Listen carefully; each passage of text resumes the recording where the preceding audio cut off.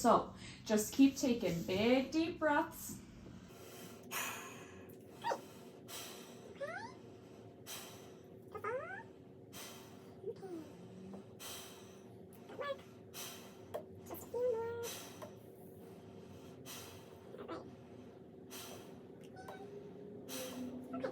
So when you're playing sports with your friends and stuff, do you feel like you're able to keep up? Like obviously you're panting and you're working hard, but you're breathing okay, no wheezing? No. Okay. So Ricky's lungs were clear when we also auscultated them. No wheezing sounds, no crackling sounds, which would indicate a backing up of fluid into your lungs, which obviously you're still young, so we shouldn't be worried about that yet. So I'm actually just gonna have you lay back for me, just on our little patient bed here. So when we listen to a patient's bowel sounds, we want to listen to the bowel sounds before we start palpating. So normally we palpate before we listen, but when it comes to bowel sounds in the gut, we're going to listen, then palpate, because sometimes palpating can actually stimulate the gut and give us a false evidence or just false information. So I'm just looking at Ricky's trunk and I'm looking at his tummy, and everything looks good. His abdomen is flat. There appears to be no distension. Ricky, when was your last bowel movement? This morning. Great. And would you say, I know these are kind of weird questions that you're not used to being asked, but when you have a bowel movement, do you feel like when you're done going, when you're done having a bowel movement, you feel like it's finished? Yeah. And do you feel regular, like you're going to the bathroom at least once a day or once every other day? Good. Yes. And is your stool ever diarrhea? Is it typically firm? Is it foamy or floating? It's usually firm. Okay, good. I know these are kind of silly questions, but it actually tells me a lot of really good information about your digestion and those kinds of things. So I appreciate you answering those questions for me. So now we're going to listen to his gut sounds, and we're starting at the right lower quadrant and we're going clockwise. So we're going to listen, and we want to hear 5 to 30 sounds within a minute. Great. Now we're going from right lower to right upper quadrant, left upper quadrant, and left lower quadrant. Now, once again, I'm doing hand hygiene. I'm putting on gloves because I'm gonna kind of start palpating your tummy and just feeling for any masses. And if at any time something really hurts or is uncomfortable, I want you to tell me, okay? And I know that you've had to inject a lot of insulin all over your tummy here. And I see some of those injection sites. Have you been rotating the areas where you're injecting insulin? Yes. Okay, good. And have you felt any hardness around little places where you've injected the insulin? No. Okay, good. So it's really important to just keep up with rotating those injection sites, okay? So now I'm just gonna push on your tummy. And when we do our light palpation, we're just going about 2 centimeters. And we're going in that same clockwise direction, starting at the right lower quadrant. Okay, and everything feels good. Now I'm gonna go harder, okay? This is gonna be about 4 to 5 centimeters, or about 2 inches. So now we're really pushing. I know it feels real funky probably. Hopefully you didn't eat lunch too recently. But everything feels great. I don't feel any firmness. You don't feel tender, do you? No. Okay, great.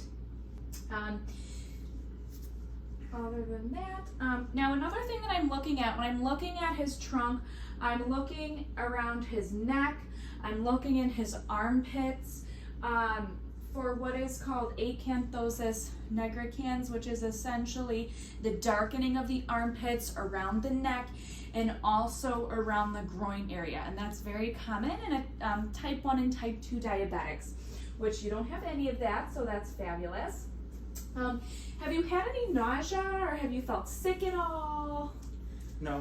Okay, and we don't have any food allergies that we know about, right? No. Okay, now I'm just gonna grab your arm and I'm just gonna sit you back up. Thank you so much for letting me do that. And now I'm just going to inspect your arms. So now that we've done your trunk, we're going down the arms, okay? And then we'll do your legs and your feet. So I'm just gonna take a peek first at your arms, and they look good. It doesn't look like you have any swelling in your arms or any lesions or any problems, which is good. I'm gonna palpate your arteries, okay? We're gonna feel both of these. +2, great. I'm gonna just kind of pull your skin. Good, you have good skin turgor. That means that you're nice and hydrated. I'm just gonna look at your fingernails. They look good, they're nice and pink. We're gonna check that capillary refill, which is definitely less than 2 seconds. Great job. Okay,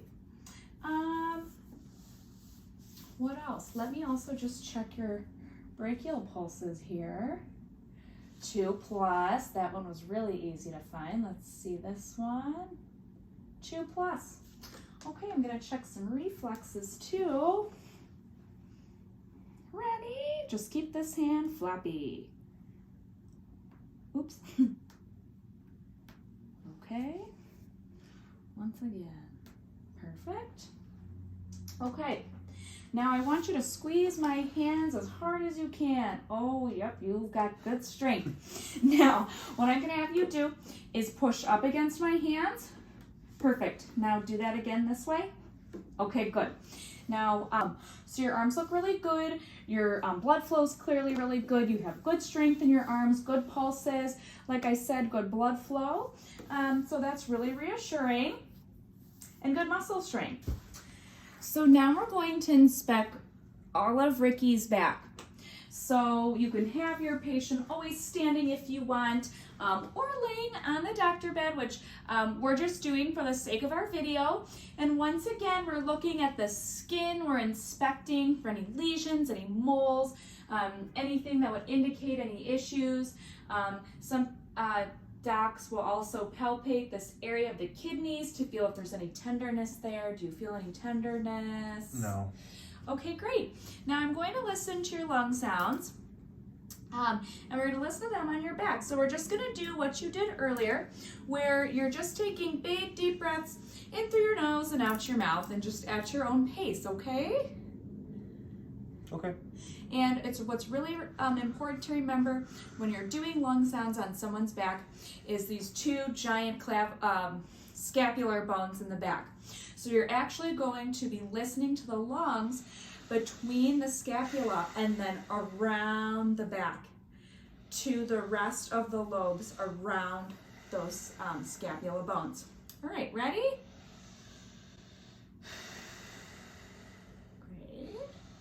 And once again, starting at the apex of the lungs, and just listening for any crackles, wheezes, bronchi.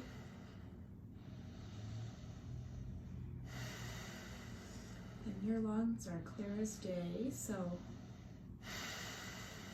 sound fabulous.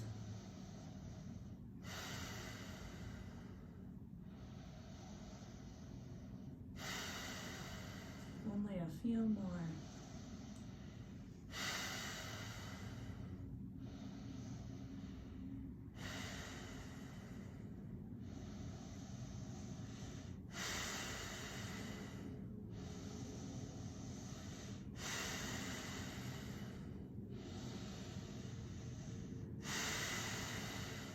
Okay, your lung sounds are clear as day.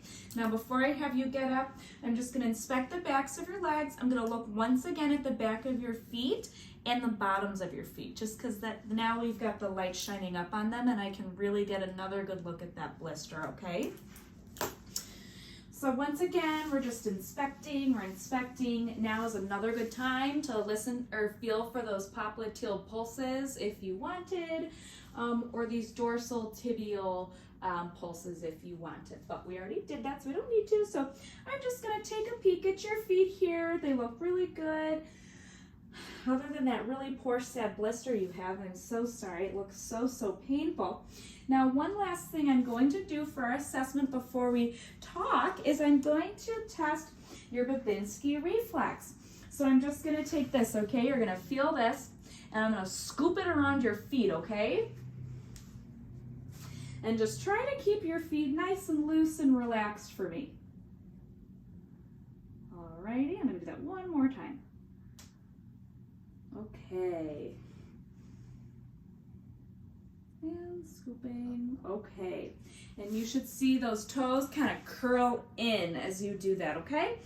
So before your mom comes in, I just wanted to talk to you about a couple of things. And you know, every time you come here, you'll be coming here a little more often than maybe some of your friends just because of your diabetes. Especially, this is kind of a newer thing for you, so we're still kind of tweaking your insulins, and we'll be seeing each other all the time. So if you ever want your mom in the room to help you remember some of this stuff, or if you want me to tell her anything, me or any of the doctors, we can absolutely do that for you, okay?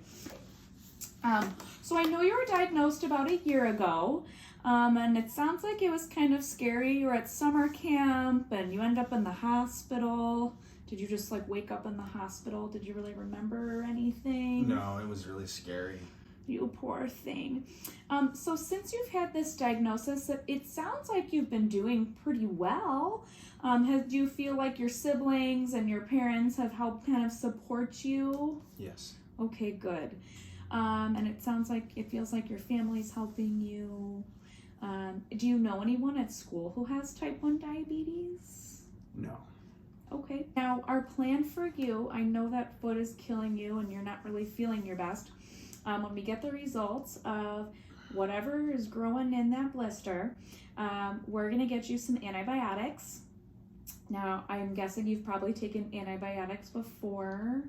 Are you able to swallow pills? Mm-hmm. Okay, that's good. Sometimes these pills are kind of big because it's a big dose and they're kind of large. So I'm going to send you home with a pill cutter. If you need to cut them, we can have you or your mom cut the pills. You'll take them a couple times a day. We'll tell your mom when to take them. If we have to, send them to school with you, we can have the teacher or the nurse help so that we can remember those times for you. The antibiotics help a lot, and they're actually going to help rid that infection. Now, you are at risk for having that infection not just infect your foot, but your entire leg, or it can infect your bloodstream, which I know can sound really scary, but that's why this is so serious. So this was a really simple and easy blister. It got infected, but like I said, we really want to make sure you are always looking at those feet, okay? And even little places like on your hands, little paper cuts or those hangnails that sometimes kind of hurt and throb because they're infected, even little things like that can become really big bad infections and can sometimes take a long time to heal. So like I said, we'll talk to your mom, we'll get you those antibiotics. I'm also going to have you and your mom put some Neosporin ointment on that blister. Do you know what Neosporin is? Yep. Yeah, just that antibiotic ointment. And then I'm actually going to give you this special kind of dressing. It is a silver dressing, and we use that a lot in the medical field, and it's actually great because it's actually the silver in the dressing is an antimicrobial, which means it's antibiotic. It's going to prevent any other germs or bugs or nasty stuff getting in there. So you're going to cover it in Neosporin, and then we're going to slap that dressing on, and that's going to help protect it and keep germs out and keep anything from further infecting it, okay? Okay. Now, this therapy that we're going to give you is going to take about 2 weeks at least. And if it's still hurting, you're still not feeling right, it's still red, inflamed, or pustular, I want you and your mom to call me, okay? Do you have any questions for me before we get your mom back in here? Nope. Okay.